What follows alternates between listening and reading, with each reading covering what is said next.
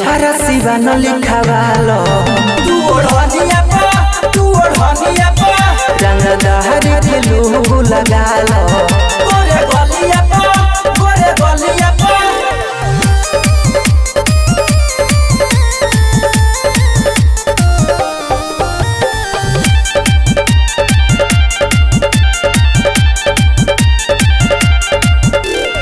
पतली कमर है गिरती नजर मारे दिलवा को सबका चोट कारी के सिया के धारी लागे तारी करे बारी मन करतावे काटली ओठरे तोहार पतली कमर है गिरती नजर मारे दिलवा को सबका चोट कारी के सिया के धारी लागे तारी करे बारी मन करतावे काटली ओठरे नजर उठा के ना ताकी एको अक्षर ऊपर ना बाकी चल खेला शुरू रही जावा बोरिए पो तहनी छापरा सिवा न लिखावालो तू ओढ़निया पा रंगदार के लोगो लगालो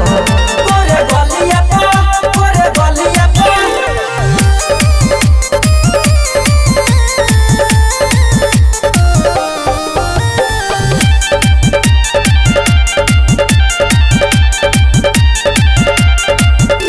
जवारी सब फैन हो हमार हम होई यहाँ के मशहूर रे कहे रहुला मुकेश ताहर देखी के फेस छोड़ी हमारा के जोई है ना दूर रे छोड़ी हमारा के जोई है ना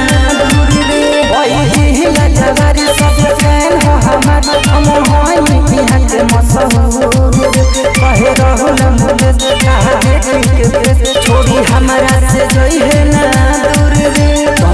रज के दिल में बसा लो अपना सीना से सीना सटा लो धागा की बनी सुला की उमरिया पो तनी छापरा सिवा न